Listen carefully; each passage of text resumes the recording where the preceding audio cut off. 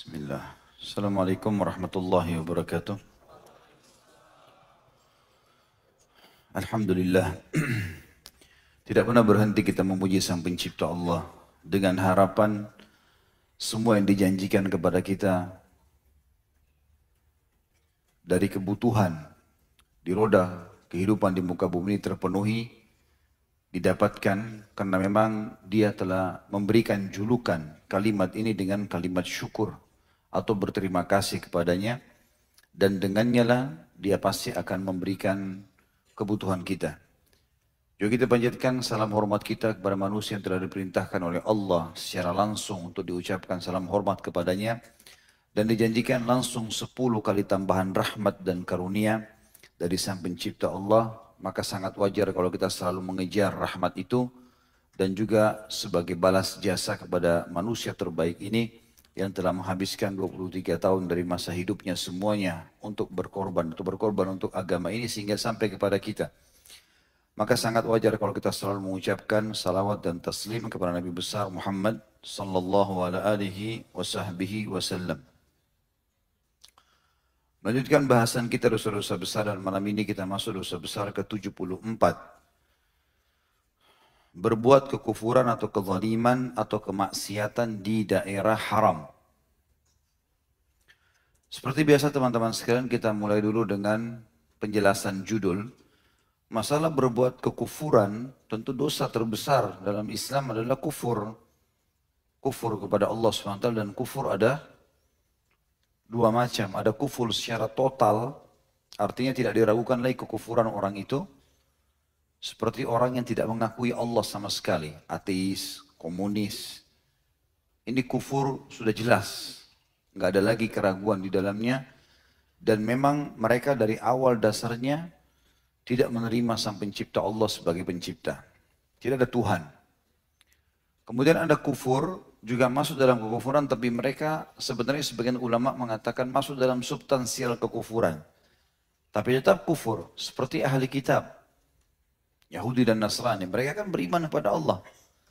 Mereka beriman pada nabi-nabi yang diutus kepada mereka. Seperti Yahudi beriman kepada Musa alaihissalam, Nasrani beriman kepada Isa alaihissalam, beriman kepada Taurat dan Injil. Tetapi mereka masih menolak sebagian daripada apa yang telah Allah perintahkan untuk diimani, yaitu risalah Nabi Muhammad sallallahu alaihi wasallam. Maka dikatakan juga mereka kufur. Juga masuk dalam istilah kufur kesyirikan, mempartnerkan Allah dengan makhluknya. Masuk dalam istilah kekufuran. Juga dalam kurung ditulis oleh Imam Az-Zahabi kezaliman. Selain kekufuran, kezaliman. Zalim artinya mengambil hak orang lain atau tidak memberi hak orang lain. Misal mengambil tanah orang lain, mengambil harta orang lain. Atau ada pekerja yang bekerja dengan dia dan dia tidak memberikan haknya. Itu kezaliman. Kemudian juga kemaksiatan secara umum. Semuanya pelanggaran agama, besar atau kecil, di wilayah haram ini dikategorikan perbuatan dosa besar. Maksudnya dosa-dosa ini kadar balasannya berat. Itu yang dimaksud. Jadi kalau misalnya dosa besar yang terjadi di luar wilayah haram, maka di wilayah haram bisa lebih besar daripada itu dari sisi hukuman.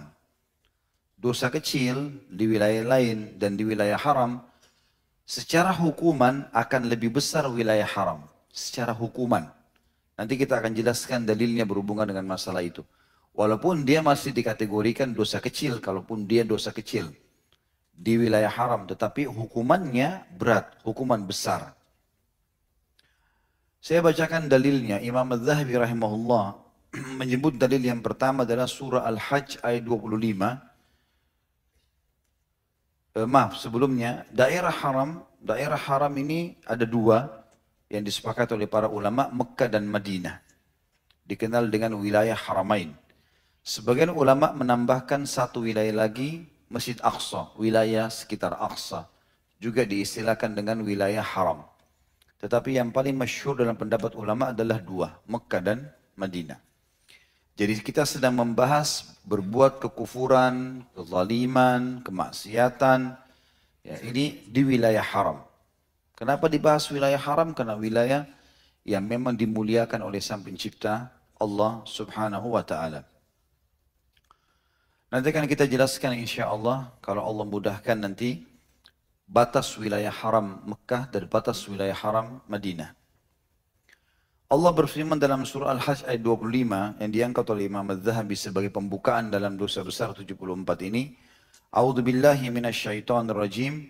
Wal masjidil haramil ladzi ja'alnahu lin-nasi sawa'anil 'akifu fihi wal bad. ومن يرد فيه بإلحاد بظلم نذقه من عذاب أليم. Dan Masjidil Haram di Mekah yang telah kami jadikan untuk semua manusia, siapa saja yang mau beriman bisa, dan menjadikannya sebagai tolok ukur atau kiblat, baik yang bermukim di situ maupun dari padang pasir atau di luar pemukiman Mekah. Dan siapa yang bermaksud di dalamnya, di wilayah Masjidil Haram atau wilayah haram itu sendiri, melakukan jenis kejahatan secara zalim, maka niscaya akan kami rasakan kepadanya siksaan yang pedih. Kata sebagian ulama tafsir yang dimaksud dengan ancaman di sini, siapa yang ingin baru niat, baru mau mengerjakannya, baru mengatur strateginya, berbuat kekufuran, berbuat kezaliman, menumpahkan darah, ya, mengganggu orang lain, kemaksiatan secara umum termasuk mencuri, menipu dan seterusnya. Baru niat saja, ancamannya adalah nuzikhu min adzabin alim. Kami akan berikan dia siksaan yang pedih. Bagaimana dengan orang yang sudah terlanjur mengerjakan? Maka akan lebih berat daripada itu. Ini kata sebagian ulama tafsir. Lalu yang dimaksud juga di sini istilah manusia dalam surah Al-Hajj ayat 25 teman-teman sekalian, saya katakan tadi adalah orang-orang yang beriman. Karena orang musyrik, orang kafir nggak boleh masuk ke wilayah haram. Dalilnya tentu di buku kita tidak ada, tapi di surah At-Taubah surah nomor 9 ayat 28 yang bunyinya A'udzubillahi minasyaitonirrajim. Ya ayyuhalladzina amanu innamal musyrikuuna najasun fala yaqrabul masjidal harama ba'da 'amihim hadza wa in khiftum 'ailatan fasawfa yughnikumullahu min fadlihi in syaa innallaha 'alimun hakim. Hai orang-orang yang beriman, sesungguhnya orang-orang musyrik itu najis. Orang-orang kafir dianggap dalam agama seperti itu. Maka janganlah mereka mendekati Masjidil Haram sesudah tahun ini. Maksudnya tahun pembebasan kota Mekah. Setelah Nabi SAW bebasin kota Mekah, nggak boleh lagi ada orang musyrik di Mekah. Wilayah haram harus keluar. Kalau di Jeddah, di kota-kota lain selain wilayah haram masih boleh. Makanya sampai sekarang pemerintah Saudi tidak mengizinkan siapapun orang non-muslim masuk ke wilayah haramain, Mekah sama Madinah. Kita kalau lagi naik mobil, mau menuju ke Madinah dari Mekah, ada tulisan di sebelah kanan jalan sebelum masuk Madinah, khusus jalan untuk orang non-muslim. Mereka keluar, gitu kan, di luar wilayah haram. Kata Allah SWT, hai orang-orang beriman, sungguhnya orang-orang musyrik itu najis, maka janganlah mereka mendekati, bukan saja masuk, mendekati Masjidil Haram sesudah tahun ini. Dan jika kalian khawatir karena mereka dikeluarkan, nanti kalian miskin, maka Allah pasti akan memberikan kepada kalian kekayaan dari karunia-Nya. Jika Dia menghendaki, sesungguhnya Allah Maha mengetahui lagi Maha bijaksana. Jadi ayat At-Taubah 28 ini mengerucutkan poin tentang masalah Al-Hajj, ayat Al-Hajj ayat 25. Nah, kalau teman-teman baca Al-Hajj 25, kita temukan kalimat di sini, dan Masjidil Haram yang telah kami jadikan untuk semua manusia. Ada kata-kata manusia. Berarti kalau kita fahami secara umum, semua manusia boleh masuk ke wilayah haram. Tapi ternyata ulama bilang ini dibatasi dengan At-Taubah ayat 28 yang boleh masuk hanya orang beriman. Orang-orang musyrik nggak boleh sama sekali. Orang-orang musyrik tidak dibolehkan sama sekali. Tentu teman-teman sekalian berbuat dosa-dosa ini, kekufuran, kemusyrikan, kezaliman, maksiat, di wilayah manapun tidak boleh. Dosa di sisi Allah SWT. Tapi kalau di wilayah haram lebih berat. Di wilayah haram lebih berat. Kemudian disebutkan oleh Imam Adz-Dzahabi rahimahullah hadis di Haji Wada Nabi SAW menyebutkan, dan hadis ini sanadnya sahih diriwayatkan oleh Hakim dalam Kitabul Iman di jilid 1 nomor 59, dan Adz-Dzahabi juga menyebutkan dalam At-Talkhis. Ya.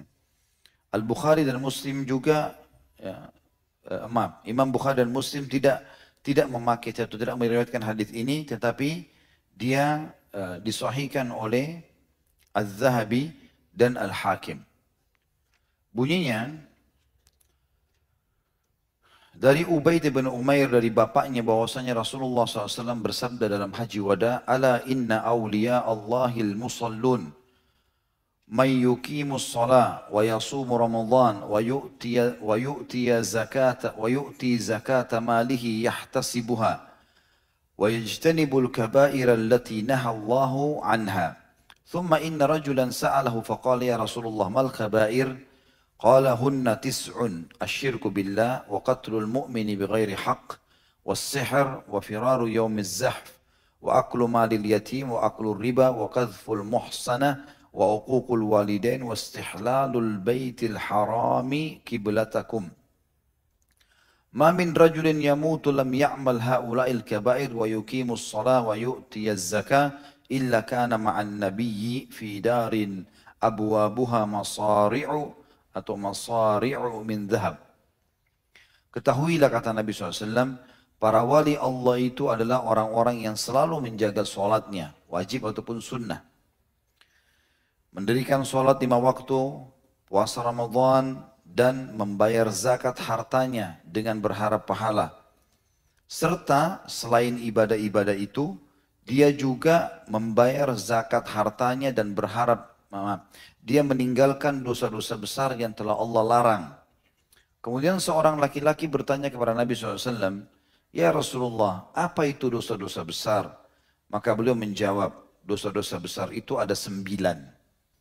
Jadi kalau orang sholat, puasa, zakat, kemudian meninggalkan 9 dosa besar ini, ada jaminan bagi dia.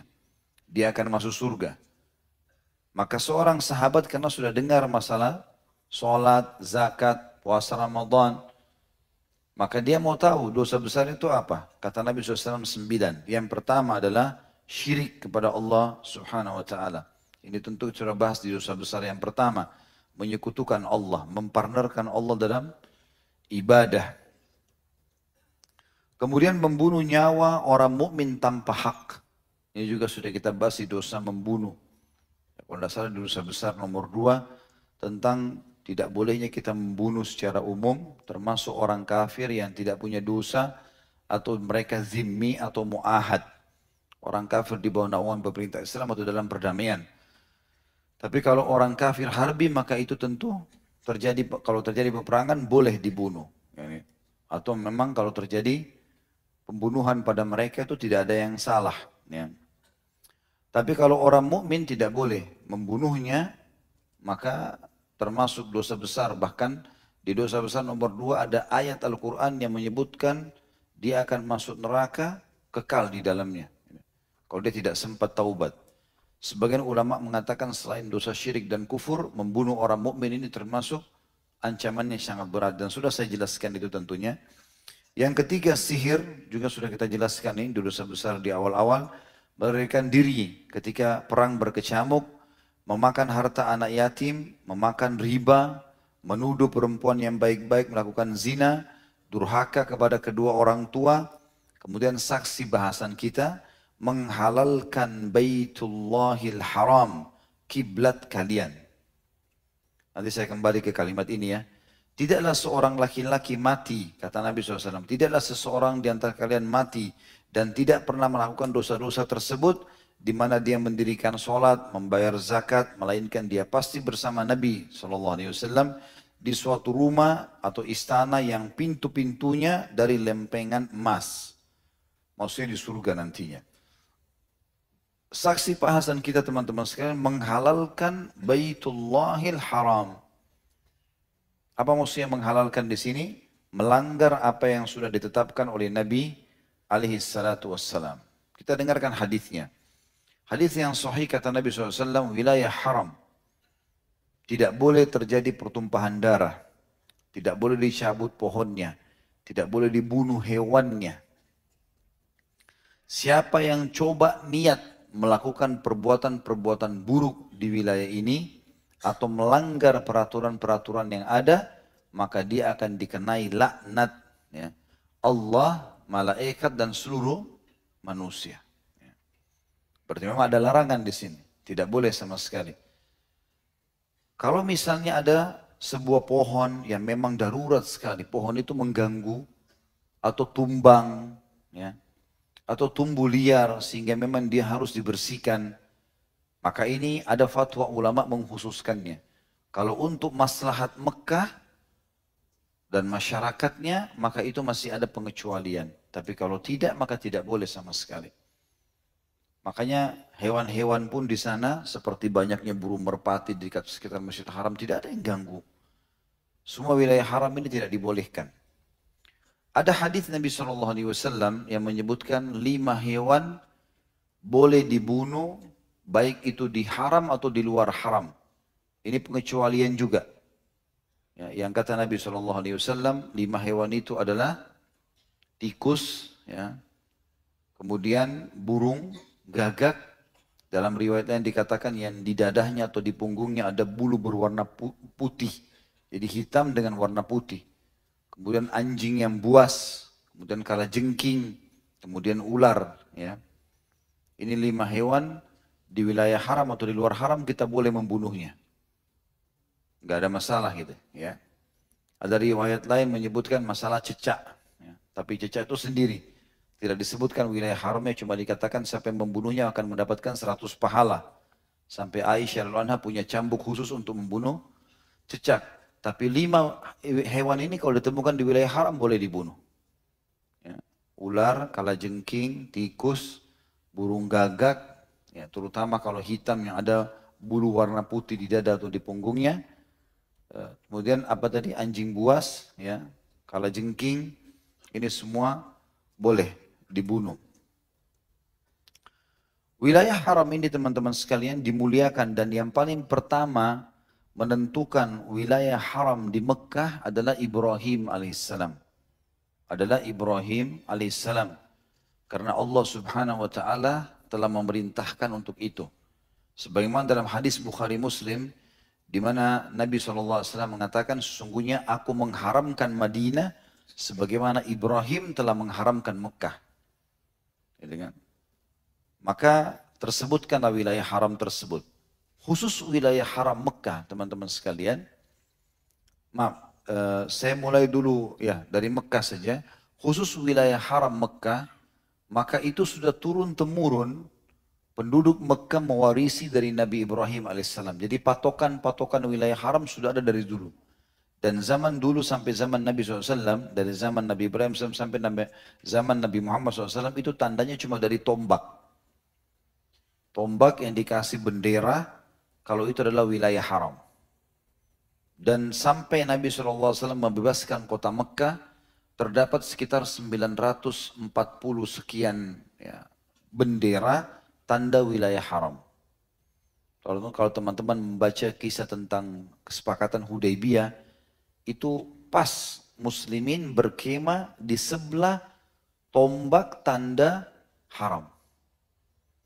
Yang pada saat Nabi SAW mau masuk ke Mekah, kemudian unta Nabi duduk. Kalau mereka masuk ke wilayah haram, orang-orang Quraisy tidak mungkin menyerang mereka. Tapi unta Nabi SAW duduk di kesepakatan Hudaybiyah itu. Lalu para sahabat coba mendirikan, mendorong, tidak mau untanya Nabi SAW. Maka mereka mengatakan, ya Rasulullah, dia telah tertimpa keburukan unta ini. Kenapa dia nggak mau berdiri? Kita kalau masuk wilayah haram, Quraisy tidak akan tahan kita. Maka kata Nabi SAW, tidak. Yang telah membuat dia duduk di sini adalah yang telah membuat pasukan gajah atau gajahnya Abraha tidak mau menyerang Ka'bah. Maksudnya Allah Subhanahu Wa Taala.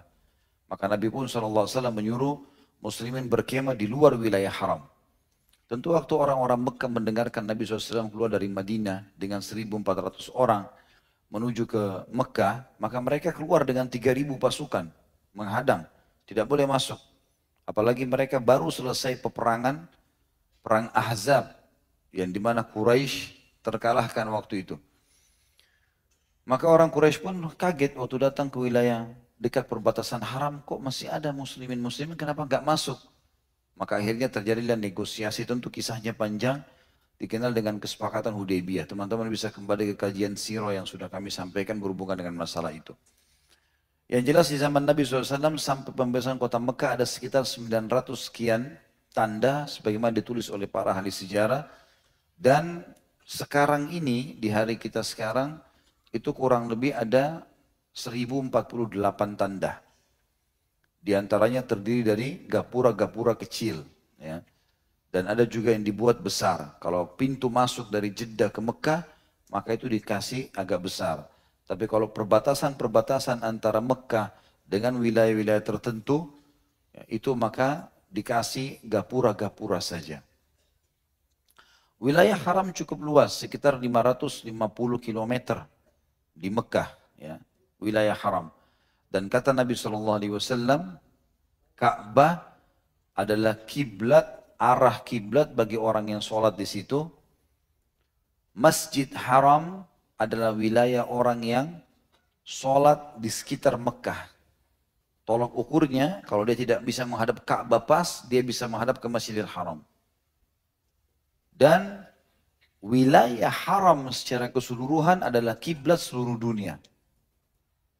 Jadi kalau kita dari Indonesia, kita arahkan ke arah kiblat. Tapi yang jadi tolok ukur, kalau bisa pas Ka'bah, alhamdulillah. Kayak sekarang banyak alat-alat yang canggih. Tapi kalau tidak, wilayah haram sudah cukup untuk menjadi tolok ukur kiblat. Juga ulama mengatakan dari hadis Nabi SAW, sholat di masjidku ini, di Masjid Nabawi, itu 1000 dibandingkan tempat lain kecuali Masjidil Haram.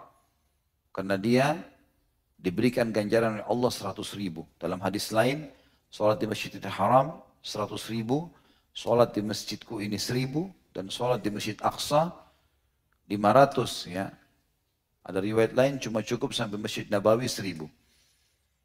Ini wilayah haram dan lokasi di sekitarnya atau haram itu sendiri, di Masjid Haram Ka'bah dan seluruh lokasi di sebelahnya namanya wilayah haram. Tentu ada sekarang ahli sejarah menulis kilometer-kilometernya.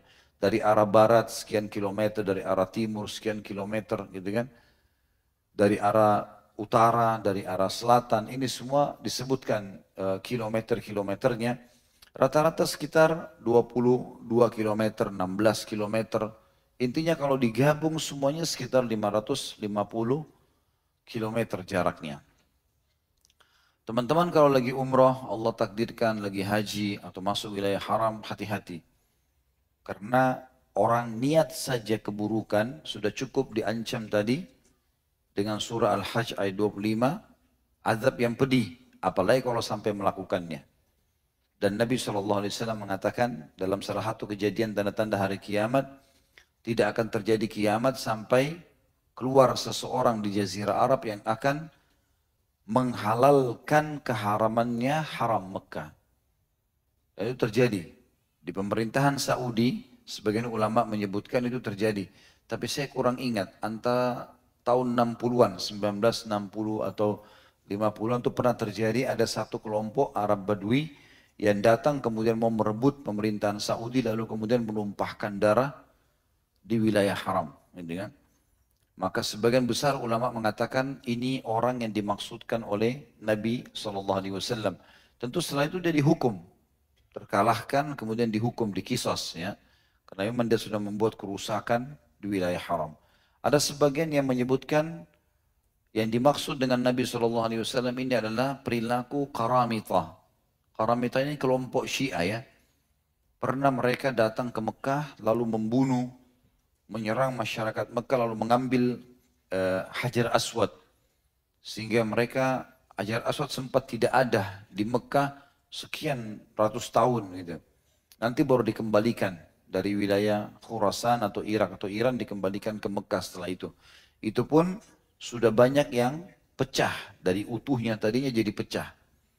Dulu salah satu dosen kami mengatakan, waktu menjelaskan masalah Hajar Aswad ini, coba kalau lagi cium Hajar Aswad, perhatikan di situ akan ada serpian-serpian batu.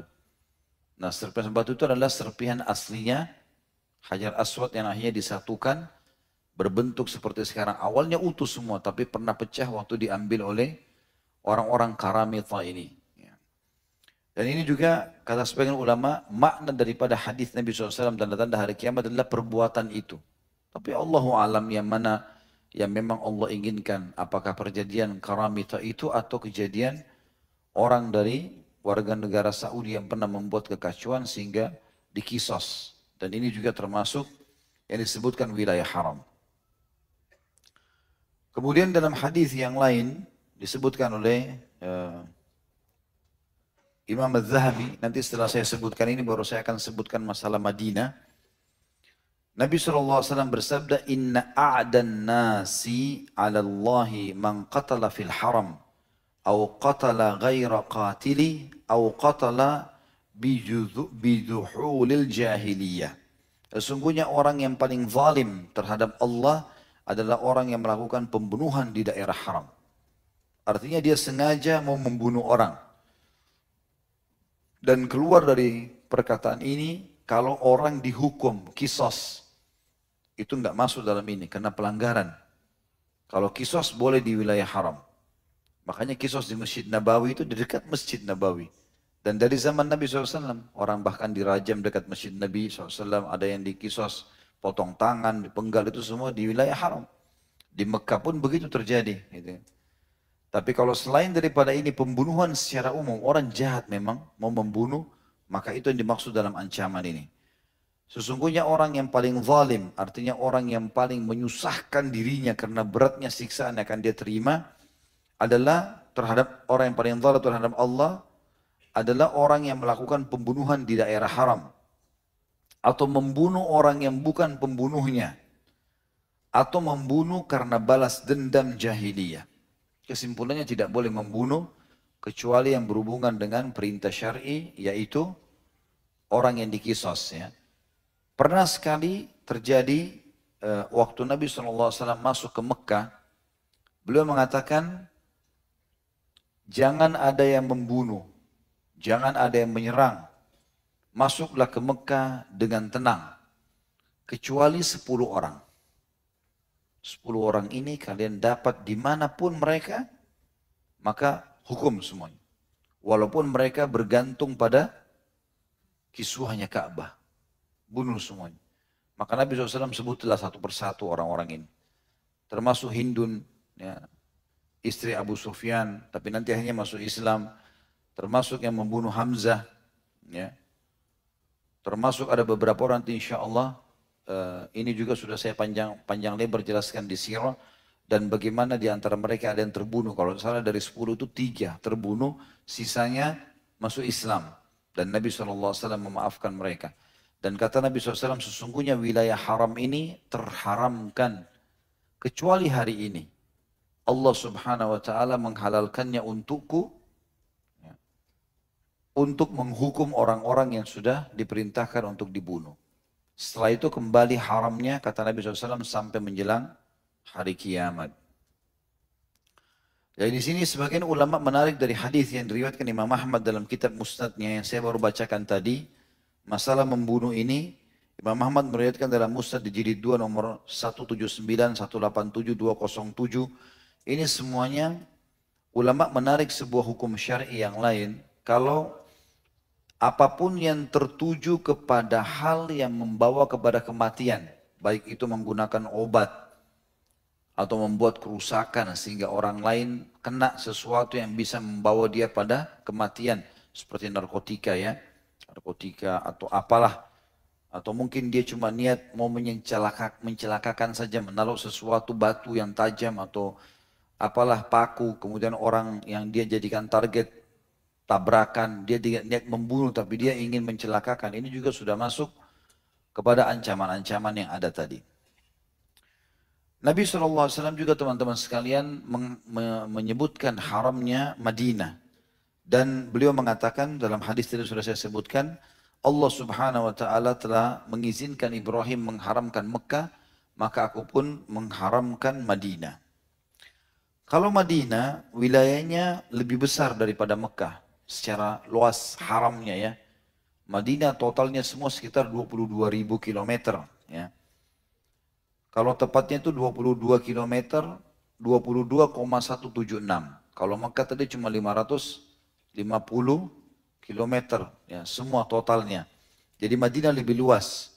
Tentu juga ada wilayah timur, barat, utara, dan kalau kita keliling di Madinah, satu waktu kalau teman-teman datangi Madinah, bisa minta ke mutawifnya, bayar mobil ekstra di luar daripada travel, minta keliling. Sekarang pemerintah Saudi sudah buat lingkar, jalan lingkar Madinah dalam lingkar Mekah. Kita kalau lewati itu mengelilingi kota Madinah, dan itu adalah wilayah perbatasan wilayah haram. Jadi pada saat kita keliling kita akan lihat ini batasnya, ada tiang-tiangnya, sana lewat lagi ada batasnya. Jadi kita mengetahui wilayah itu. Juga wilayah haram ini teman-teman sekalian, baik Mekah maupun Madinah, adalah wilayah yang tidak akan dimasuki oleh Dajjal. Yang kita tahu pada hari kiamat ya. Jadi lebih tepatnya sebenarnya bukan kotanya, bukan wilayahnya, bukan kotanya tapi wilayah haramnya. Ya, bukan kotanya tapi wilayah haramnya. Kata sebagian ulama berhubungan dengan masalah tidak masuknya Dajjal nanti pada hari kiamat nanti. Kesimpulan daripada bahasan kita teman-teman sekalian, perbuatan dosa semuanya haram dalam agama Islam, kecil ataupun besar, dan semuanya berefek kepada seseorang, apapun sifatnya itu. Bahkan dosa-dosa yang tidak sengaja pun dilakukan, maka bisa saja berefek hukuman dari Allah SWT untuk membersihkannya. Karena seperti dosa itu seperti segelas racun, kita minum dalam kondisi sadar atau tidak sadar, tetap berefek dan kita harus membersihkannya. Sama juga dengan hadis Nabi SAW, bagaimana diterimanya doa seseorang yang bajunya kotor, tidak ada alas kaki, rambutnya penuh dengan debu, sementara makanan, minuman, pakaiannya haram. Kata sebagian ulama hadis, ini dia sengaja makan atau minum dan pakaian haram atau tidak sengaja. Makanya seorang muslim harus hati-hati. Tetap ada konsekuensi daripada hukuman. Tetapi hukuman orang yang tahu lebih berat daripada orang yang tidak tahu. Makanya ada pembersihan dosa harian kan. Kalau kita wudhu bersih dosanya. Kalau kita berbuat ibadah apa saja dibersihkan dosa. Karena dosa-dosa yang tidak disengaja pun ini dibersihkan oleh Allah Subhanahu wa ta'ala. Kalau dikerjakan di wilayah haram lebih berat. Saya kasih contoh-contohnya. Saya temukan ada beberapa travel kita, semoga Allah berikan hidayah. Pada saat mereka safar, mereka tidak meneliti orang yang berangkat ini mahram atau bukan. Ya. Sehingga dibuatlah mahram palsu.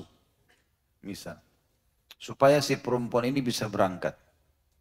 Tanpa mereka sadari, karena dianggap mahramnya, waktu antri di imigrasi biasanya harus bersebelahan. Tanpa disadari oleh travel, mungkin dia tidak sampai ke sana pikirannya, tapi dia tidak sadari ternyata orang ini jadi kenalan. Terjadilah pacaran, karena dianggap mahram. Dosa ini.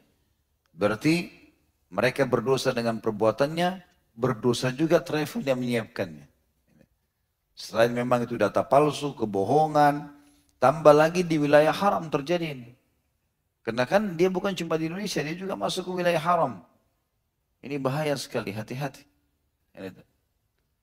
Walaupun seseorang di antara kita misalnya pada saat lagi umroh atau haji, sempat mungkin terbuka kecenderungan dengan seseorang lawan jenisnya, dia tidak boleh buka pintu maksiat.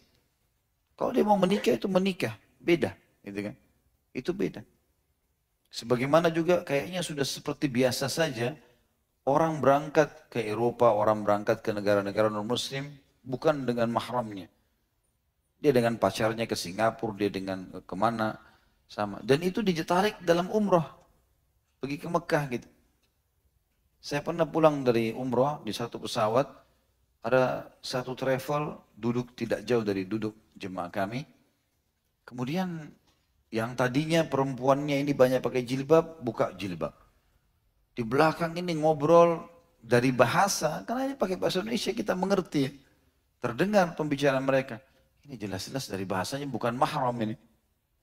Dari bahasa-bahasa mereka ucapkan ini bukan mahram. Bagaimana bisa mereka pada saat masuk di Mekah ini dan sudah terjadi pertemuan jalan sama-sama, foto sama-sama di wilayah haram semua ini. Kan gitu. Ini masuk dalam masalah dosa-dosa. Beda dosa di sana dengan dosa di luar kan gitu. Maka hukumannya lebih berat. Ini contoh saja. Banyak orang seperti itu melakukan hal-hal yang salah. Atau mungkin dia terbiasa di Indonesia menonton sesuatu yang tidak baik. Masuk wilayah haram, nonton juga. Bukannya nonton ceramah di YouTube, tapi nonton yang tidak benar.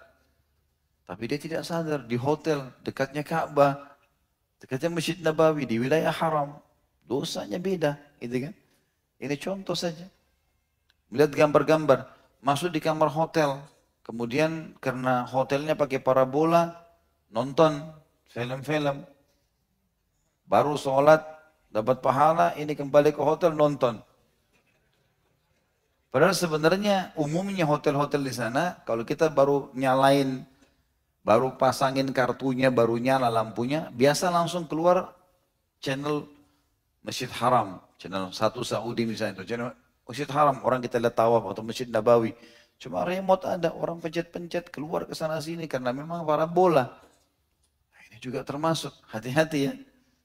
Kemudian juga banyak hal-hal teman-teman sekalian karena kita baru interaksi dengan jemaah yang lain, maka kadang-kadang syaitan tetap menggoda walaupun di Mekah dan Madinah.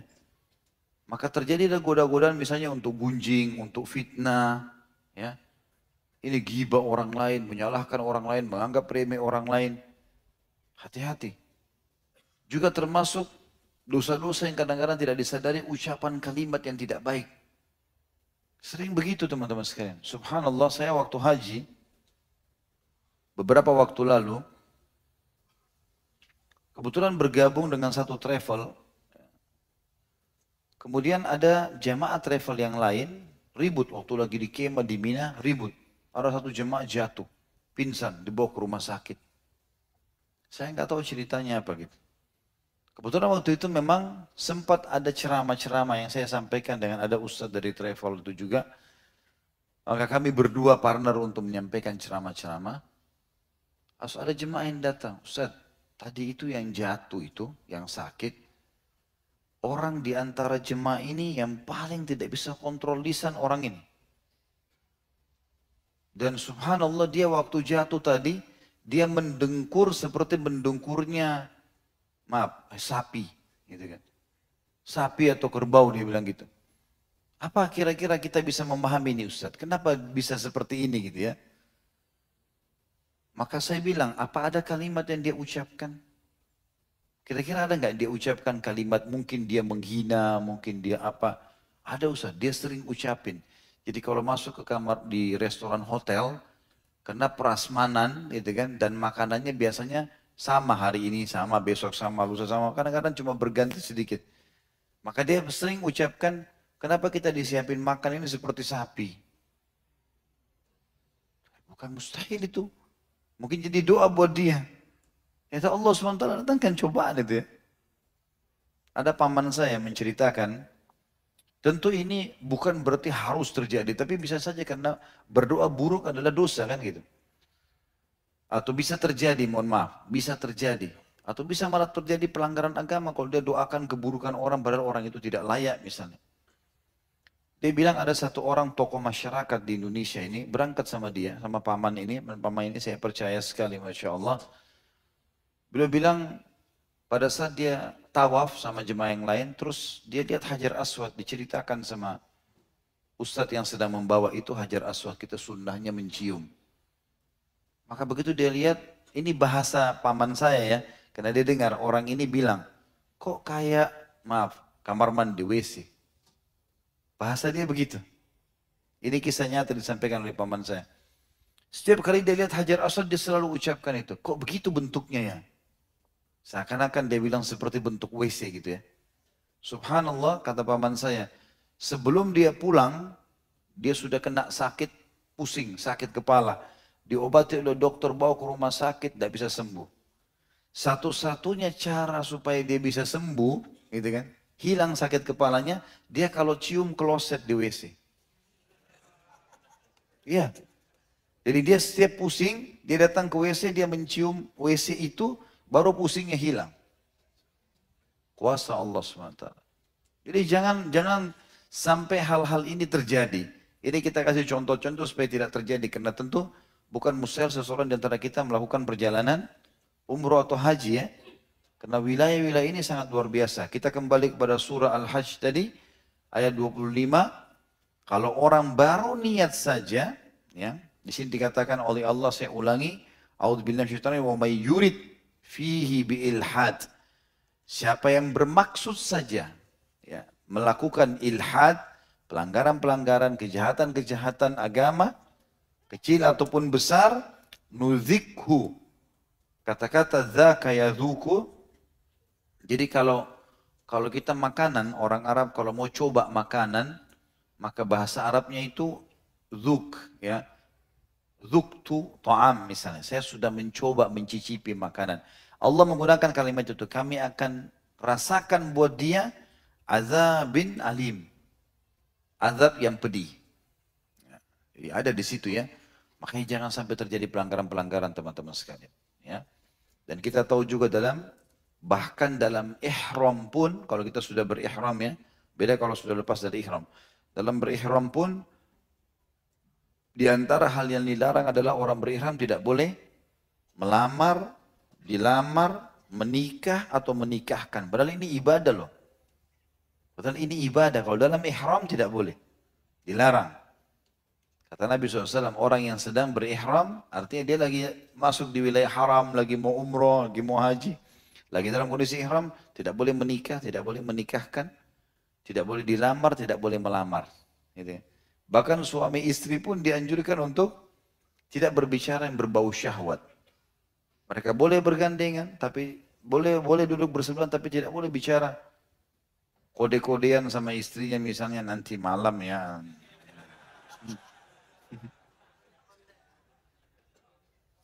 Diam. Gak usah bicara masalah. Nanti selesai tahallul baru. Tapi ini semua kata ulama adalah bagian daripada kemuliaan terhadap ibadah umrah haji yang hanya dikerjakan di wilayah haram, di Mekah, tidak bisa yang lain gitu kan. Berarti memang di sana harus betul-betul kita menjaga semua ini teman-teman sekalian. Jadi bersihkan diri dan sangat baik sebagian jemaah kita dari Indonesia yang berniat begitu pulang haji, pulang umrah, saya sekarang sudah harus berhijab, saya sudah harus lebih baik, saya sudah harus, itu bagus sekali. Dia tarik kebaikan-kebaikan itu dari sana. Makanya sebagian jemaah pernah bilang sama saya, Ustadz kenapa kita kalau di sini kayak rasanya dekat sekali sama akhirat, enak dan sekali ibadah gitu ya. Maka saya bilang karena di sini Bapak Ibu programnya juga ibadah. Di sini belum azan kita sudah atur program. Ini sebentar lagi azan ke masjid. Kita selalu 5 waktu ke masjid.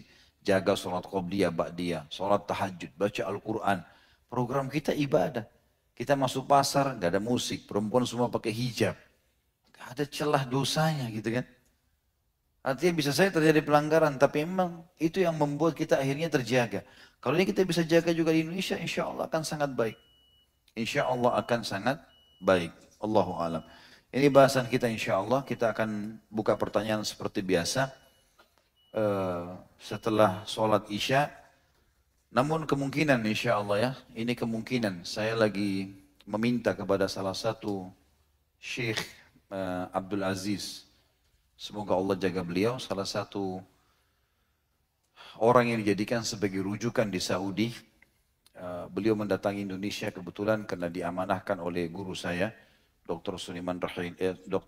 Saleh Suhaimi dari Madinah. Beliau menelpon saya langsung mengatakan ini ada sahabat dekat saya dari Qasim dan beliau salah satu rujukan ulama di sana. Tolong Khalid ada hajat dia di Indonesia dibantu. Beliau sudah 2-3 hari sini dan saya minta tadi kepada teman-teman tim untuk membawa beliau ke masjid ini. Kalau beliau sudah tiba, insya Allah nanti setelah sedikit pertanyaan Ba'da Isya, saya akan minta beliau untuk menyampaikan wasiatnya kepada kita semua. Minimal antum bisa mendengarkan langsung dari lisan syekh atau ulama ini insya Allah. Mungkin ada yang kita bisa ambil manfaat secara keimanan dan saya coba terjemahkan semampu saya tentunya.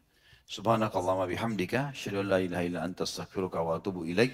Wassalamualaikum warahmatullahi wabarakatuh. Assalamualaikum warahmatullahi wabarakatuh. Alhamdulillah, wassalatu wassalamu ala rasulillah. Segala puji bagi Allah subhanahu wa ta'ala, juga salawat dan taslim kepada Nabi besar Muhammad sallallahu alaihi wa sahbihi wasallam. Tentu beberapa pertanyaan sudah masuk di sini, ikhwan dan akhwat sekalian, tapi karena beliau sudah datang, maka saya melihat lebih baik kita dahulukan beliau, karena sudah datang jauh-jauh, meluangkan waktu ke masjid kita ini, mudah-mudahan kita bisa mengambil manfaat dari beliau. Namanya Syekh Abdul Aziz Khalifi, Syekh Khalifi. Beliau tinggal di wilayah Qasim. Kegiatan sehari-hari tentu ada penunjukan resmi dari pemerintah Saudi untuk jadi imam dan khatib di masjid. Dan beliau setiap bulan Sya'ban sampai akhir Ramadan itu selalu berada di Mekah untuk menjawab fatwa-fatwa berhubungan dengan masalah, tentu bergabung dengan masyayikh yang lain ya, para jemaah haji dan umrah, begitu juga di musim haji, beliau bersama Tau'iyah Syekh. Iya, jadi memang ada dibentuk oleh pemerintahan Saudi namanya Tau'iyah, itu biasanya yang dianggap sudah kapabilitasnya cukup, maka mereka hadir dipanggil oleh kerajaan Saudi untuk ke Mekah sehingga bisa membantu untuk menjawab pertanyaan-pertanyaan jemaah haji dan umrah. Kurang lebih seperti itu. Dan usia beliau sudah 60 tahun. Dan mungkin di Indonesia sekitar 18 hari. Sekarang sudah berjalan sekitar 3 hari saja. Dan saya belum mengenal beliau sebelumnya. Saya hanya mengenal beliau dari orang yang sudah saya sangat kenal, salah satu ulama di Madinah, Dr. Shalih Suhaimi, yang merekomendasikan agar saya membantu beliau. Maka karena ada di sini kesempatan, maka kita coba mengambil manfaat. Tafadhal Syekh. Assalamualaikum warahmatullahi wabarakatuh. Waalaikumsalam warahmatullahi wabarakatuh. Bismillahirrahmanirrahim. Alhamdulillahi rabbil alamin. Wassalatu wassalamu ala nabiyyina Muhammad wa ala alihi wa sahbihi ajma'in. Allahumma anfa'na bima 'allamtana wa zidna 'ilman wa 'amala. Innaka 'ala dhalika qadir wa bil ijabati jadid. ثم أما بعد فإني أحس بالغبطة والسرور والفرح والاستبشار برؤية هذه الوجوه الإيمانية الطيبة، وأهنئ الجميع بشيخهم الشيخ خالد على تولي تعليمهم وتدريسهم وتوجيههم، وهذا من نعمة الله سبحانه وتعالى عليكم، فالزموا غرزه واستفيدوا من علمه. Setelah beliau mengucapkan puji-pujian kepada Allah dan salawat kepada Nabi SAW, beliau berdoa semoga saja Allah memberikan manfaat dan menjadikan manfaat ilmu yang pernah kita pelajari dan akan kita pelajari, dan Allah Subhanahu wa taala memberikan keberkahan dalam kehidupan kita, serta beberapa poin yang beliau minta doa kepada Allah Subhanahu wa taala untuk kita semua. Kemudian beliau mengatakan, saya sangat gembira bisa hadir di depan ikhwan dan akhwat sekalian dengan melihat wajah-wajah yang terlihat ada cahaya keimanan insyaallah, dan saya juga, ini bahasa beliau tadi, memotivasi kepada jemaah untuk tetap fokus belajar ya, dan mengambil ilmu yang benar ya, sehingga bisa bermanfaat. Tentu tadi dia sempat menyebutkan nama saya, mungkin karena beliau kenal saja, maka itu yang dikatakan untuk mengambil ilmu dari ustadz yang sedang mengajar. والحقيقة بحكم عملي في التوعية بالحج والعمرة، وجدت أن الإخوة الأندونيسيين في الحج من أفضل الحجاج تنظيما وترتيبا ومحبة للخير ورغبة في معرفة الحق. Dia bilang selama saya bekerja di Tau'iyah, tempat memberikan fatwa tadi, biasanya disebarkan para masyayikh di Saudi, terutama di musim haji. Dia bilang yang paling banyak saya temukan jemaah haji yang paling tertib, yang paling baik, dan memang orang-orangnya bisa diberikan penilaian yang positif, itu adalah jemaah haji Indonesia. ثم نهنئكم كذلك في مثل هذه الجلسات الإيمانية التي قال عنها النبي صلى الله عليه وسلم: إذا مررتم برياض الجنة فارتعوا. قيل: وما رياض الجنة؟ قال: مجالس الذكر، مجالس الذكر. ولله ملائكة سيارة يلتمسون مجالس الذكر، فإذا وجدوها قالوا: هلموا إلى حاجتكم. فهنيئا لكم بهذه المجالس، وأوصيكم بالعض عليها بالنواجذ والحرص على حضورها والتمسك بها، فهي الطريق بإذن الله إلى الجنة. Beliau mengatakan juga yang dia ingin sampaikan dalam pembukaan ini adalah menyampaikan berita gembira kepada kita semua karena menghadiri majelis imania seperti ini, karena memang banyak sekali hadis Nabi SAW yang memotivasi untuk majelis ilmu. Di antaranya adalah kalau kalian melewati taman dari taman surga maka mampirlah. Dan waktu ditanya, ya Rasulullah, apa itu taman dari taman surga? Maka kata Nabi SAW, majlis zikir atau majlis ilmu. Zikir artinya mengingat Allah Subhanahu Wa Taala. Ya, dan puncaknya adalah majlis ilmu, sehingga mempelajari apa yang disampaikan oleh Allah dalam kitabnya dan Rasul dari sunnahnya. Dan juga ada hadis Nabi SAW yang berbunyi, terjemahannya saja langsung, sesungguhnya Allah memiliki para malaikat yang berterbangan untuk mencari majlis-majlis ilmu itu, dan kalau mereka menemukan maka mereka saling memanggil satu sama yang lain sehingga memenuhi majlis tersebut dan mereka bersambung satu sama yang lain sampai ke langit.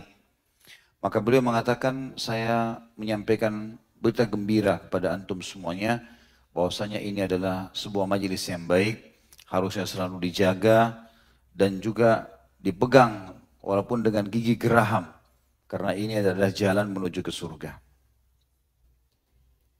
ثم أرى غالب من أمامي من الشباب، وهذا شيء مفرح وشيء تطمئن إليه النفس والقلب. فهناك بشرى من النبي صلى الله عليه وسلم بقوله: 7 يظلهم الله في ظله يوم لا ظل إلا ظله. وذكر منهم شاب نشأ في عبادة الله أو في طاعة الله. فلا شك أن الشاب إذا تغلب على دوافع الشر ونوازعه في فترة شبابه وسلك الصراط المستقيم، فهذا دلالة على طيب معدنه وقوة إيمانه، فاستحق أن يظله الله سبحانه وتعالى في ظل عرشه يوم لا ظل إلا ظله. وذلك أن الشمس في يوم القيامة تدنى من الخلائق حتى تكون كمقدار ميل. قال سليم بن عامر الراوي: فوالله ما أدري ماذا يراد بالميل، أهو مسافة الأرض أم الذي تكحل به العين؟ وعلى كل فحرارة الشمس وهي تبعد ملايين الكيلوات عنا شديدة، فما بالك إذا قربت فتصهر الناس صهرا. اختص الله سبحانه وتعالى 7 أصناف من ضمنهم شاب نشأ في عبادة الله. فاحرص أخي الشاب ألا تفوتك هذه الفرصة العظيمة. Beliau mengatakan, saya lihat di hadapan saya mayoritas yang hadir ini adalah anak-anak muda. Berarti yang sudah tua ini dapat rekomendasi ya. Dan ini kata beliau adalah berita gembira. Saya sangat gembira melihat kejadian ini. Karena memang kalau orang dalam kondisi masih muda dan mengalihkan potensi-potensi mudahnya itu pada ketaatan kepada Allah, justru itu tanda keimanan. Dan itu hal yang sangat menggembirakan. Dan Nabi SAW menyebutkan dalam salah satu hadis beliau yang sahih, ada 7 golongan dinaungi oleh Allah, tidak ada naungan kecuali naungannya di hari kiamat nanti. Salah satu dari 7 itu adalah seorang anak muda yang tumbuh di dalam ketaatan Allah SWT, di atas ketaatan kepada Allah Subhanahu wa Ta'ala.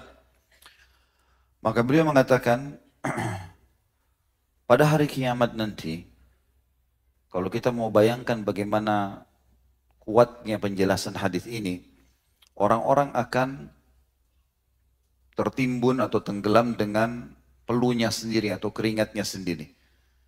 Dan pada saat itu tidak ada yang selamat kecuali tentu nabi-nabi keluar, orang-orang biasa kecuali 7 golongan. Dan salah satunya adalah seorang anak muda. Di mana hadis yang menjelaskan masalah tenggelam dengan peluh itu adalah berbunyi, kata Sulaim yang meriwayatkan hadis ini, sesungguhnya pada hari kiamat nanti di mahsyar, matahari itu akan dekat dengan manusia sejarak 1 mil. Maka kata Sulaim, saya tidak tahu 1 mil ini, 1 mil ukurankah jarak perjalanan yang kurang lebih 1,5 kilo ya, atau memang dia ukuran mil yang biasa dipakai untuk celak mata. Jadi orang Arab itu kalau mau letakkan kayu atau biasanya ada alat ya seperti plastik yang disentuhkan ke celak mata lalu digoreskan ke antara 2 penutup kelopak mata. Ya. Nah ini kalau diletakkan, akan diletakkan di dekat mata, ini namanya jarak mil. Beliau mengatakan perawi hadis, saya tidak tahu yang dimaksud matahari itu adalah 1 mil jarak perjalanan yang 1,5 kilometer kurang lebih, atau yang dimaksud adalah mil orang kalau meletakkan celak ke mata. وقوله صلى الله عليه وسلم شاب نشأ في عبادة الله هذا يشمل الذكور والإناث. تنبيه.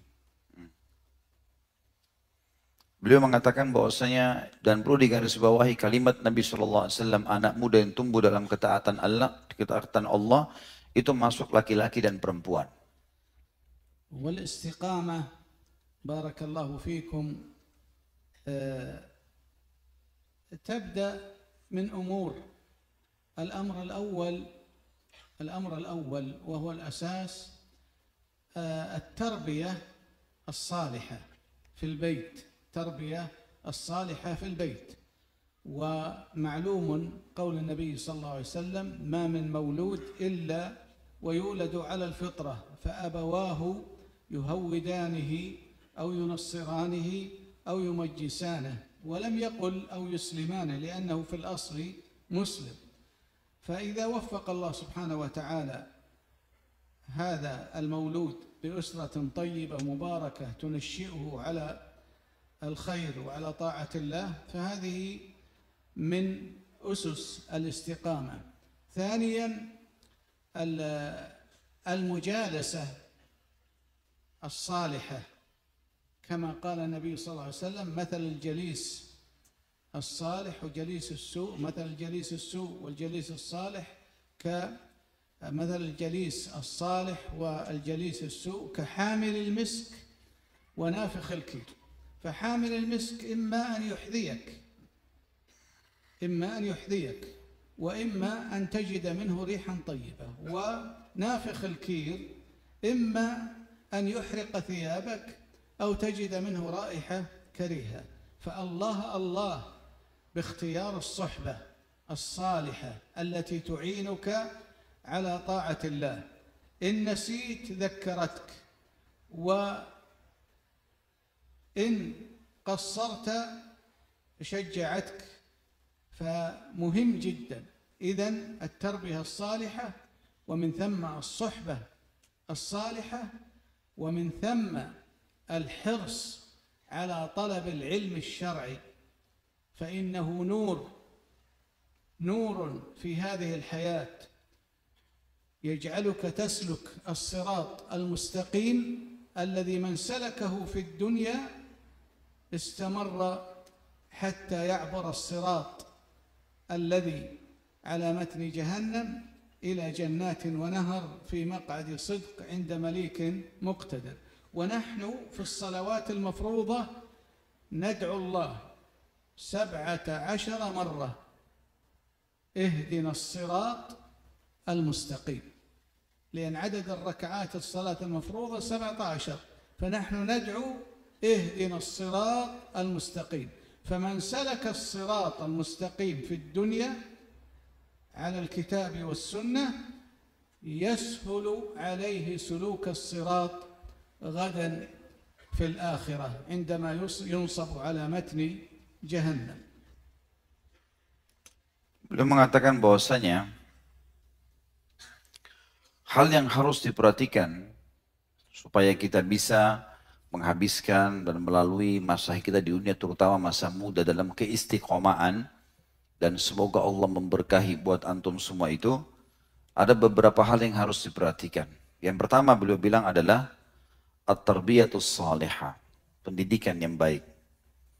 Dan ini tentunya sesuai dengan sabda Nabi SAW, yang saya langsung terjemahkan saja: tidak ada bayi yang lahir kecuali dalam keadaan fitrah. Fitrah artinya mengenal Allah Subhanahu wa taala, mengenal Islam.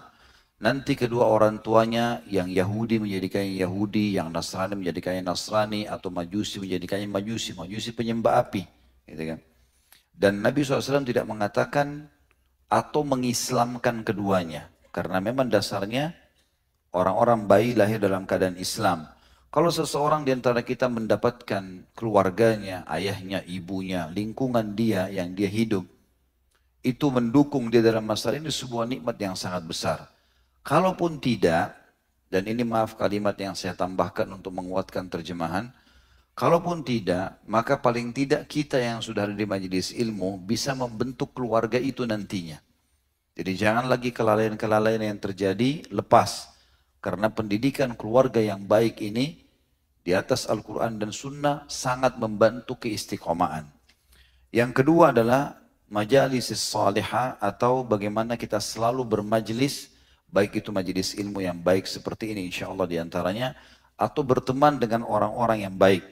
Kata Nabi SAW, saya langsung terjemahkan juga hadisnya, perumpamaan majelis yang baik dan majelis yang buruk adalah seperti penjual minyak wangi. Kalau majelis yang baik, kalau kau tidak membeli, minimal lewat mencium baunya. Tapi kalau kau mampir membeli, kau akan mendapatkan yang terbaik. Dan perumpamaan majelis yang buruk adalah seperti peniup, ya, angin untuk membakar arang. Maka kalau kau lewat di depannya, minimal kau akan mencium bau busuknya. Dan kalau kau tetap maksa berdiri di depannya, maka bajumu akan terbakar dari serpian-serpian apinya. Oleh karena itu kata beliau, fokuslah saudaraku seiman untuk mencari teman-teman yang saleh, karena itu betul-betul keselamatan. Dan fungsinya dia, kalau kamu lupa dia mengingatkan, kalau kamu salah dia menasehati. Dan yang paling baik, ya, yang dikenal dengan majelis saleh adalah orang-orang yang berilmu, ilmu agama maksudnya, karena ilmu itu cahaya. Dan ilmu ini yang akan membawa kita, menyelamatkan kita melewati neraka nanti di akhirat menuju ke surga. Dan kita selalu minta kepada Allah Subhanahu wa taala 17 kali dalam sehari, karena kita punya 17 rakaat yang kita harus kerjakan. Setiap rakaat kita baca Al-Fatihah. Selalu kita mengatakan ihdinas siratal mustaqim. Kita minta supaya diberikan petunjuk. Salah satu maknanya adalah supaya ada panduan dalam jiwa kita dan lingkungan kita yang bisa memandu kita nanti selalu lurus di jalan Allah, termasuk teman-teman di sini yang akhirnya akan membawa kita selamat di dunia dan di akhirat juga selamat melewati neraka menuju ke surga. ثم يحرص المسلم على أول باب للعلوم الشرعية، وهو حفظ القرآن الكريم. حفظ القرآن الكريم هو المدخل الرئيسي للعلوم الشرعية، فهو أساسها ومنطلقها وتاجها. يحرص المسلم قدر الإمكان.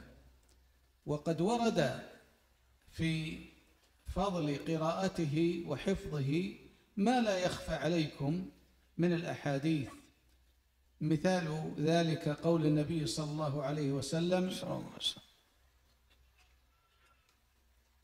يقال لقارئ القرآن أي يوم القيامة: اقرأ ورتل كما كنت ترتل في الدنيا، وارتقي في درج الجنة، فإن منزلتك عند آخر آية تقرأها. وجاء في الحديث: بكل حرف تقرأه من كتاب الله حسنة، والحسنة بعشر أمثالها. لا أقول ألف لام ميم حرف، ولكن ألف حرف ولام حرف وميم حرف. وجاء كذلك في التنفير من عدم حفظ القرآن قوله صلى الله عليه وسلم: الذي ليس في جوفه شيء من القرآن كالبيت الخرب. الذي ليس في جوفه شيء من القرآن كالبيت الخرب. وهذا تمثيل عجيب وعظيم. البيت الخرب يكون مأوى للهوام والسباع، والقلب الذي خلا من القرآن يكون مأوى للخطرات الشيطانية والهواجس والأفكار الرديئة. والبيت الخرب كذلك مبعث للروائح الكريهة. كذلك الذي لا يحفظ شيء من القرآن فيكون منبعثا للكلمات السيئة والألفاظ القبيحة. فينبغي على المسلم الحرص على حفظ كتاب الله، ثم يبدأ بالمختصرات في العقيدة ويحفظها، ويجعل له نصيبا مهما من علم العبادات، من علم العبادات، لأن العبادات هذه لا بد أن تؤخذ بالتلقي، كما قال النبي صلى الله عليه وسلم: صلوا كما رأيتموني أصلي، وقال: خذوا عني مناسككم. فلا بد من اتباع السنة في هذا، ولذلك لا بد من دراسة سيرة النبي صلى الله عليه وسلم في عبادته، القائل: خذوا عني مناسككم وصلوا كما رأيتموني أصلي. Belum mengatakan yang selanjutnya, selain daripada tadi ada pendidikan yang baik, ada juga majelis yang baik, adalah fokusnya anak-anak muda muslim ini dan kaum muslimin umum untuk menuntut ilmu syar'i. Dan dia mulai dengan mempelajari Al-Quran. Baik itu bacaannya, hafalannya, mempelajari tadabburnya. Karena ini adalah mahkotanya ilmu itu. Banyak orang subhanallah belajar ilmu agama tapi menjauhi Al-Quran. Tentu ini kalimat terakhir tambahan dari saya untuk melengkapkan saja. Tetapi beliau mengatakan itu adalah mahkotanya. Orang kalau menghafal Al-Quran, mempelajarinya, maka dia seperti telah menggunakan mahkota ilmu itu sendiri. Mendapatkan cahaya dan dia asas daripada ilmu syar'i. Dan sudah banyak sekali hadis yang menjelaskan dan tidak tersembunyi buat kita semua. Artinya kita semua sudah sering mendengarnya. Keutamaan membaca Al-Quran diantaranya yang kata Nabi SAW akan dikatakan kepada para pembaca Al-Quran. Dikatakan kepada para pembaca Al-Quran nanti di hari kiamat adalah orang-orang yang membaca Al-Quran, dikatakan padanya pada hari kiamat, bacalah pada saat akan masuk ke surga dan ya, terus kamu membaca dan setiap ayat diangkat 1 derajat sampai dia tiba di tingkat tertinggi surga, lalu dikatakan berhentilah karena ini tempat kamu sekarang. Kemudian juga sudah sangat masyhur hadis Nabi SAW yang dikatakan setiap huruf Al-Quran mendapatkan satu pahala yang akan dilipat gandakan menjadi 10 kali lipat. Dan juga sebaliknya ada hadis-hadis yang datang yang mengancam justru orang yang tidak membaca Al-Quran, tidak mempelajarinya, tidak menghafalnya. Seperti hadis sahih yang menjelaskan, dan Nabi SAW memberikan perumpamaan yang sangat tepat di sini. Perumpamaan orang yang tidak ada dalam jiwanya, hatinya Al-Quran, itu seperti rumah yang rusak. Dan kata beliau tadi dirincikan, dan ini perumpamaan yang sangat tepat, rumah yang rusak artinya rumah yang sudah mau roboh, tidak ada penghuninya. Ini pasti paling tidak bersarang padanya dua hal. Yang pertama, bersarang padanya binatang-binatang dan serangga. Sehingga memang kalau setelah ditempati oleh serangga dan binatang ini sudah tidak nyaman orang untuk masuk ke dalamnya. Dan yang kedua, dia akan masuk di dalamnya atau akan mengeluarkan bau-bau yang tidak enak. Bau lembab, bau hal yang tidak enak, kotoran hewan. Dan itu diibaratkan oleh Nabi SAW untuk jiwa yang tidak memiliki Al-Quran atau tidak mempelajarinya sama sekali. Setelah Al-Quran dianjurkan tentu membaca, kata beliau, Mukhtasarat al-Aqidah, buku-buku yang membahas masalah akidah agar mengenal Allah SWT. Dan mukhtasarat artinya buku-buku ringkas. Sehingga memang lebih mudah untuk dibaca, gitu kan, sebelum pindah ke kitab-kitab yang besar. Dan ini tentu asas daripada mengenal Allah Subhanahu wa taala. Kemudian yang ketiga, mempelajari ibadah. Ini fikih-fikih dan ini harusnya memang dipelajari dengan talaqi. Artinya belajar langsung dari para orang-orang yang bisa menyampaikannya.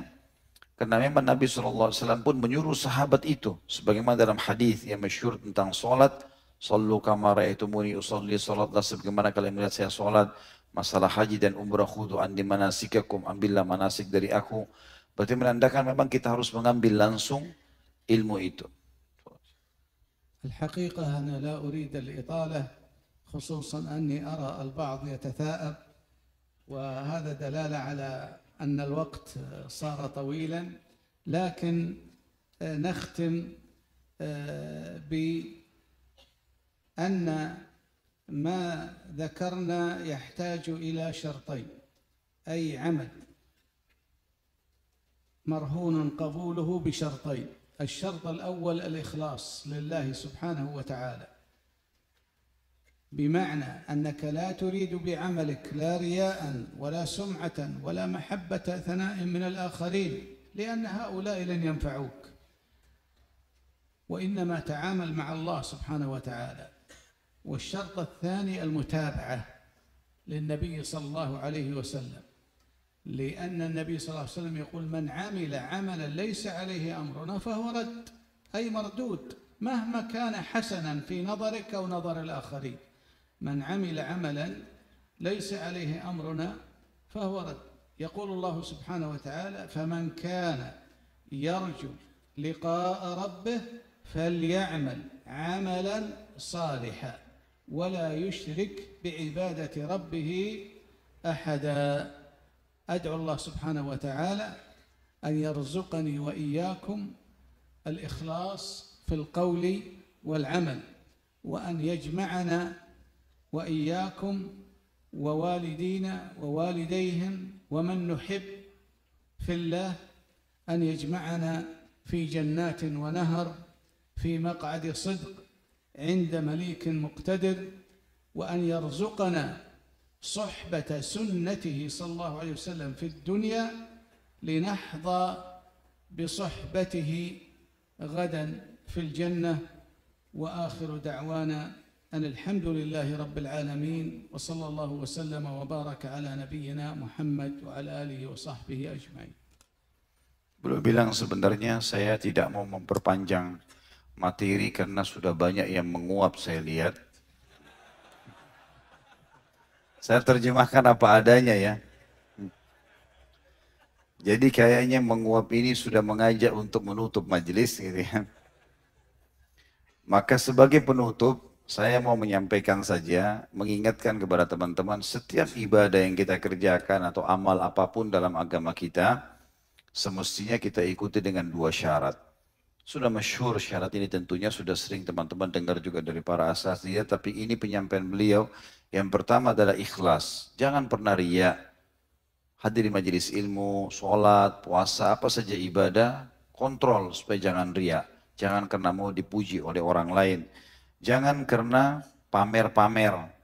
Hanya untuk tunjukkan kepada atau ukhti di sebelahnya kalau saya juga datang. Ya.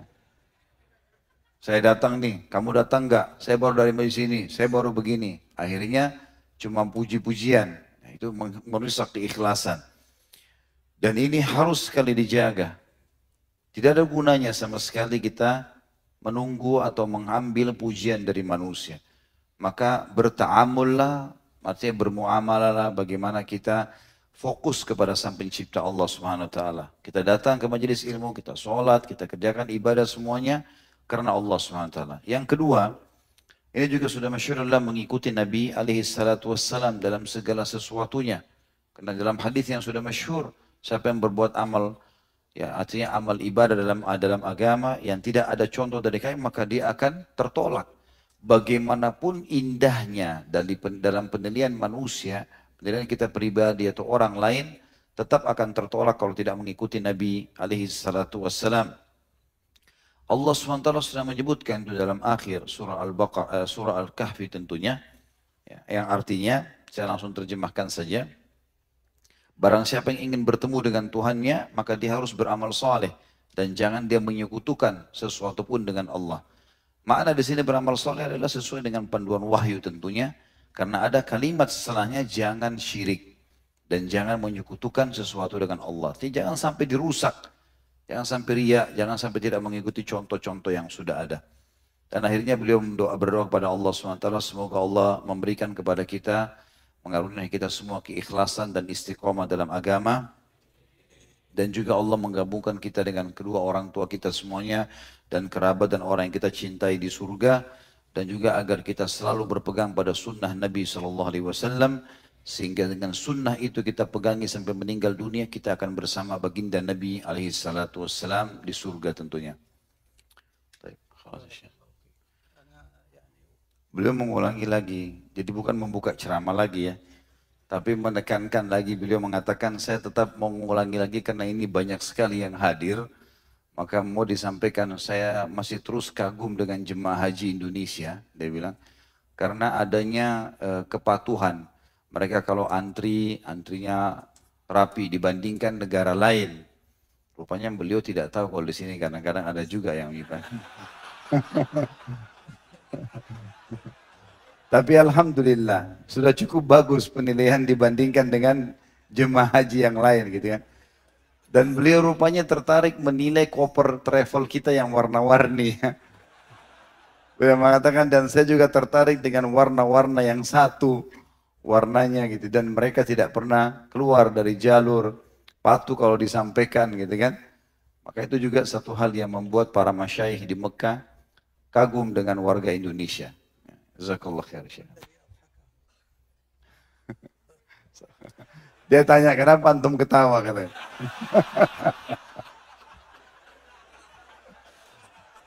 Ana qultu lahum ya Syekh, anna الشيخ ما يعرف أن هنا في كمان غير منظم.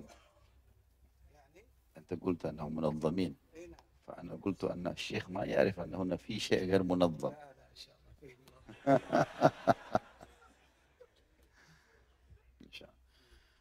Ana pamit sama beliau untuk membaca beberapa pertanyaan karena sudah terlanjur masuk. Jadi beliau bilang nggak masalah. Mau saya bilang saya baca cuma 2-3 pertanyaan. Beliau bilang 100 juga nggak apa-apa. Karena dia bilang saya senang duduk bersama anak-anak muda ini ya. Rupanya malam ini predikat muda bagus sekali.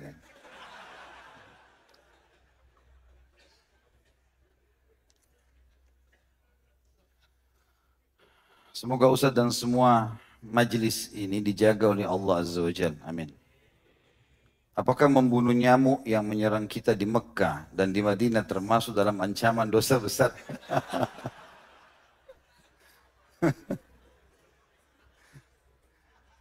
Tentu saja kalau hewan yang mengganggu nggak apa-apa. Tapi setahu saya di Mekah nggak ada nyamuk, ada? Allahu a'lam ya. Setahu saya selama ini nggak ada. Tapi kalaupun misalnya ada, maka itu tentu saja nggak ada masalah. Mau saya pastikan ke Syekh? Syekh sa'alu anillah. Ana takallamtu an mana an qatl hayawanat fil haram. Fasa'ala as-sa'il qal ma hukmu darbat namus, qatl namus fil haram. Yajuz? Boleh bilang. Karena itu termasuk yang mengganggu ya. Pekah juga ini bertanya masalah nyamuk ya. Yang penting teman-teman sekalian jangan bunuh nyamuk dengan membakar ya. Saya sarankan untuk tidak memakai raket listrik gitu ya. Karena membakar itu ada hadis yang melarang. Kata Nabi SAW, tidak boleh membakar kecuali pemilik api. Dan dalam hadis yang lain, Allah akan menyiksa orang-orang yang membakar orang lain. Jadi tidak boleh. Atau membakar ini dilarang lah. Ya. Intinya seperti itu. Maka lebih baik kita hindari supaya lebih aman. Tetap تقول شيء كنت تبغى تقول شيء أخبرتهم. Apakah mendoakan keburukan untuk orang lain di tanah haram doanya akan diijabah oleh Allah? Kalau dia terzalimi ya. Tapi ada begini opsinya teman-teman. Ada orang tidak bayar utang kita. Ya, piutang kita orang itu utang dia tidak bayar. Ada orang fitnah, ada orang ghibah, ada orang segala macam. Kita punya dua opsi sekarang. Opsi pertama, antum doakan, ya Allah butain matanya, ya Allah pincangin kakinya, apalah ya. Itu opsi pertama. Atau apalah antum mungkin lagi sakit hati doain orang. Itu opsi. Opsi yang lain antum bilang, ya Allah berikan dia hidayah. Supaya dia bisa bayar utangnya. Berikan dia petunjuk. Mana yang lebih baik? Yang kedua. Gitu kan? Karena kalau antum yang pertama cuma sekedar dendam. Allah kasih misalnya. Ya Allah matikan, mati. Utangnya gak dibayar. Hah? Benar gak? Tapi kalau antum bilang, ya Allah berikan hidayah segala macam. Lalu dia jadi baik. Mungkin dengan itu akhirnya bisa jadi kita dapat pahalanya selama dia baik kan. Jadi itu sangat baik. Lebih baik kita memaafkan. Ya, karena kita juga memaafkan. Pernah saya jelaskan teman-teman. Kalau kita memaafkan orang lain yang berbuat salah. Maka kita dapat pahala, tapi dia tidak lepas dari hukuman selama dia belum minta maaf. Ya. Jadi kalau kita mau maafin orang lain, tidak usah berpikir, oh kalau saya minta maaf nanti akhirnya jadi masalah ini. Enggak. Pernah ada kisah begini teman-teman sekalian. Ada satu orang sahabat, maaf, Nabi SAW berkata begini, akan masuk dari pintu ini dituntut Masjid Nabawi, seseorang ahli surga, besok. Ini bukan riwayat yang pernah saya sampaikan ya. Kalau yang saya sampaikan itu, riwayat yang dulu di majelis kita ini akan masuk sebentar lagi ahli surga. Kalau ini tidak riwayatnya, besok akan masuk satu orang. Para sahabat nunggu nih, gitu kan. Ya sempat Abu Hurairah berkata pada saat itu, ya Rasulullah, ya, siapa orang yang anda maksudkan ini? Maaf, saya ulangi kembali. Kata Nabi SAW akan masuk besok ahli surga dari sini. Ditunggulah oleh para sahabat. Besok datang seseorang, bajunya sobek, pakai sendal, ada yang putus talinya, penampilannya biasa sekali. Waktu Nabi SAW lihat, Nabi senyum dan Nabi SAW berdiri lalu bersalaman dengan dia, lalu memeluknya. Lalu orang itu berkata, ya Rasulullah doain saya. Kata Nabi SAW, semoga kau menjadi ya, orang sekutuku atau orang yang dekat denganku nanti di surga Firdaus.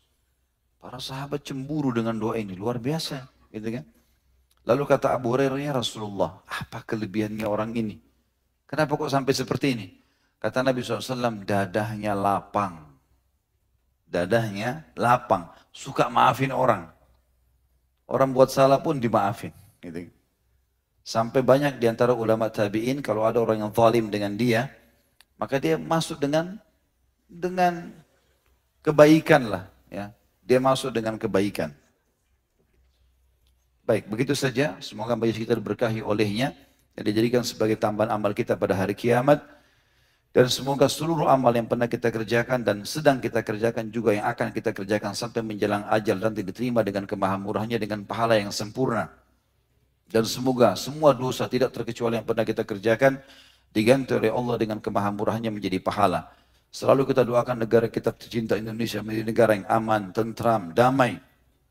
Semua umat Islam di bawah naungan ukhuwah Islamiyah diangkat perselisihan di antara mereka dan juga di dalam ibadah mereka kembali kepada Al-Quran dan Sunnah. Dan semoga semua yang menginginkan keburukan bagi Islam, muslimin dan negara tercinta ini semuanya tipu daya mereka dikembalikan kepada diri mereka sendiri. Dan semoga semua pemimpin negara ini diberikan hidayah oleh Allah agar menjalankan amanah dan tugas mereka dengan baik. Sehingga mereka lepas dari tanggung jawab hari kiamat. Dan ini menjadi contoh bagi negara-negara yang lain. Tidak pernah lupa kita doakan saudara kita di Palestina, di Syria, di Yaman, di Irak, di Myanmar, di Ahsa.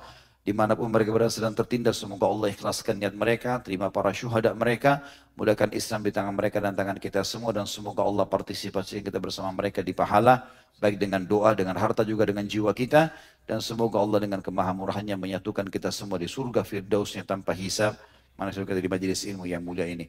Wassalamualaikum warahmatullahi wabarakatuh. Alhamdulillahi rabbil alamin.